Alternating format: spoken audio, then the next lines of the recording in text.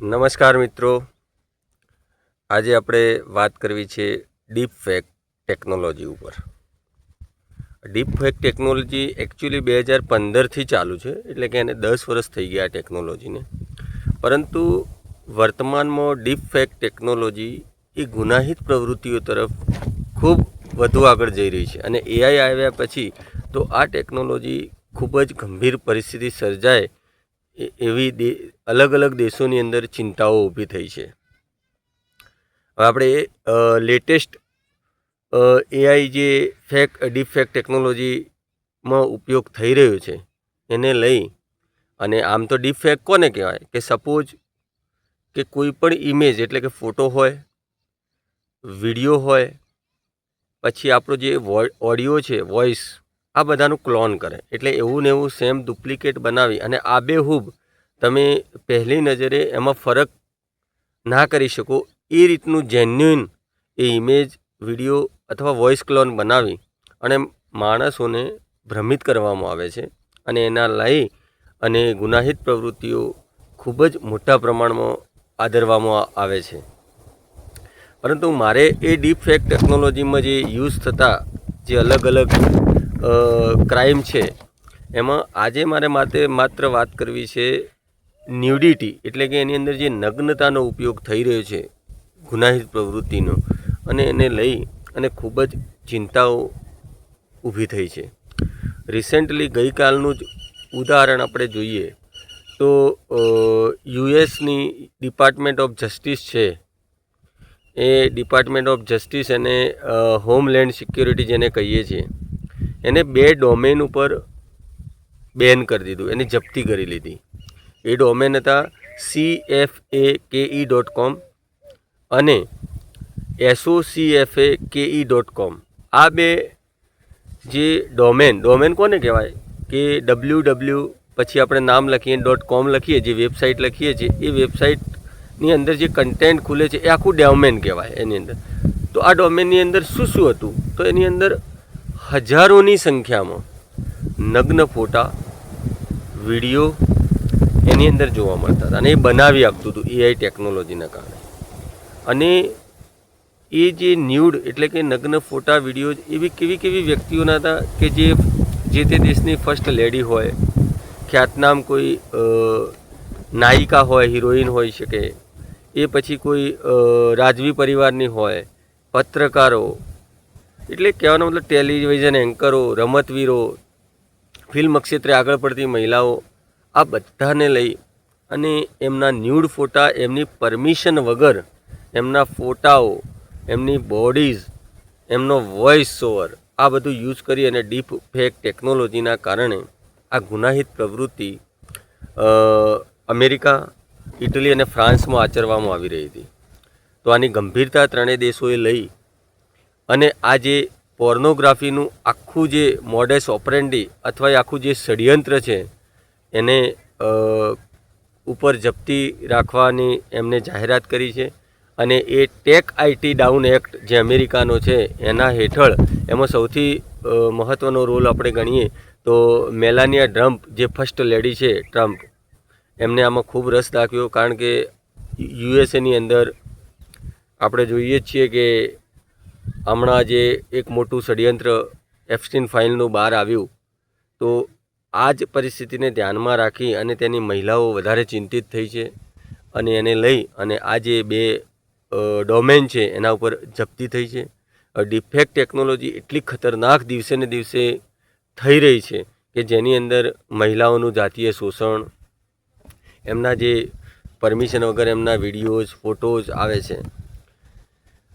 એવા ને એવા એઆઈ ટૂલ્સ માર્કેટમાં એટલા બધા અઢળક અવેલેબલ છે કે માણસને ઇઝીલી, એ એપલ પ્લે સ્ટોર હોય કે ગૂગલ પ્લે સ્ટોર હોય, તો આ એઆઈ ટૂલ્સ એ સરળતાથી માણસને એ કન્ટેન્ટમાં પરિવર્તિત કરી અને મહિલાનું રૂપમાં એ વિડીયો પણ બનાવી આપે છે. આપણે અહીંયા લોકલ લેવલે પણ જોઈએ છીએ કે આપણે જે રીલો અમુક જોતા હો તો ડબલ મિનિંગવાળી અને જે નગ્નતાને પ્રદર્શન કરતી હોય એ પ્રકારની કેટલી રીલો આપણે જોઈએ છીએ અને કેટલા વ્લોગરો આ બધું કન્ટેન્ટ સ્પ્રેડ કરતા હોય છે અને લોકોની અંદર આ જે આખી જે ગુનાહિત પ્રવૃત્તિ છે એને આ પ્રોત્સાહિત કરવા તરફનું આ પગલું છે અને આને લઈ અને નાગરિકોએ ખૂબ જ ચિંતિત થવાની જરૂર છે. અને અમેરિકાની અંદર તો મેસન યુનિવર્સિટી જે જ્યોર્જ મેસન યુનિવર્સિટીનું રિસર્ચ તો એમ કહે છે કે એમને 557થી 560 કિશોરોના સર્વે કર્યા અને એ કિશોરોના સર્વે કરવાથી ખૂબ જ ગંભીર એ સર્વેના પરિણામો આવ્યા છે.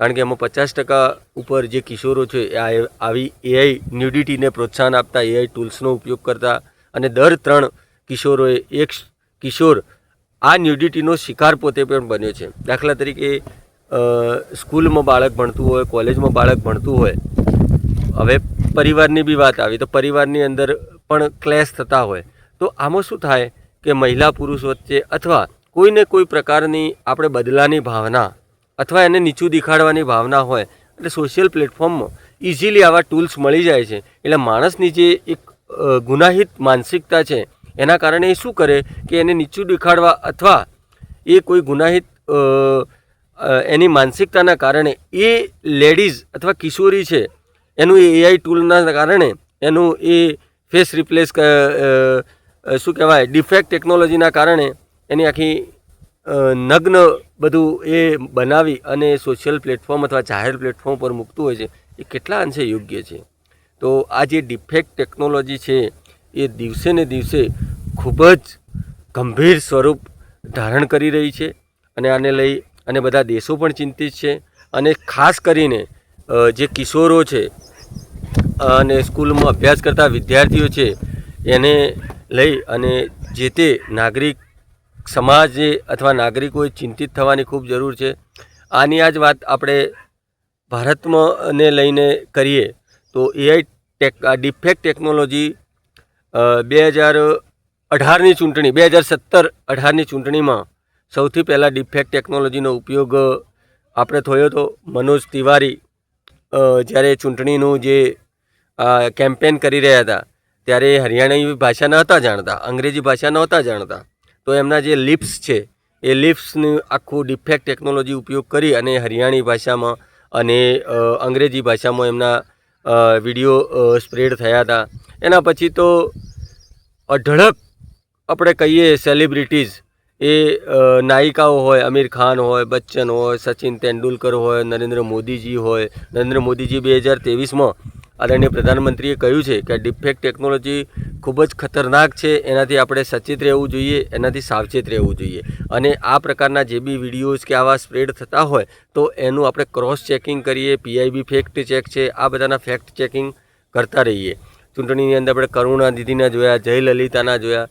તો આવા જે પણ સેલિબ્રિટીઝ છે એને લઈને ડિફેક્ટ ટેકનોલોજી અત્યારે સોશિયલ પ્લેટફોર્મ ઉપર એટલા વિશાળ પ્રમાણમાં સ્પ્રેડ થઈ રહી છે કે એનાથી આપણે જાગૃત અથવા જે ડિજિટલ લિટરેસી છે એનાથી જાણકાર રહેવાની ખૂબ જરૂર છે.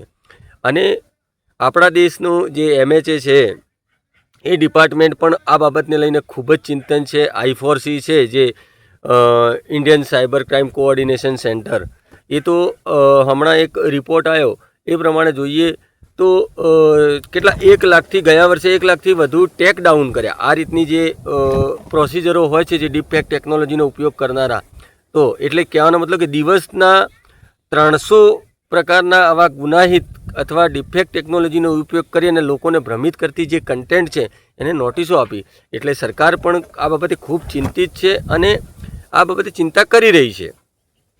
હમણે જે IT રૂલ્સ 2026 જે એમેન્ડ થયો, IT રૂલ્સ 2021માં તે એમેન્ડ થઈ અને એની અંદર પહેલાં તો આવું જે AI ડીપફેક ટેકનોલોજીવાળું જે કન્ટેન્ટ હતું એમાં 36 કલાકમાં એને હટાવવાની જોગવાઈ હતી, પરંતુ હવે તો 3 કલાકમાં હટાવવાની જોગવાઈ કરી છે. કારણ કે એ જેટલા કલાક વધારે કન્ટેન્ટ સોશિયલ મીડિયા ઉપર રહે તો એ કન્ટેન્ટ વધુમાં વધુ સ્પ્રેડ થાય અને વધુમાં વધુ સ્પ્રેડ થાય એટલે લોકોની અંદર વધારેમાં વધારે ખોટી માહિતી જાય. એટલે એ 3 કલાકનું જે સરકારે કર્યું છે.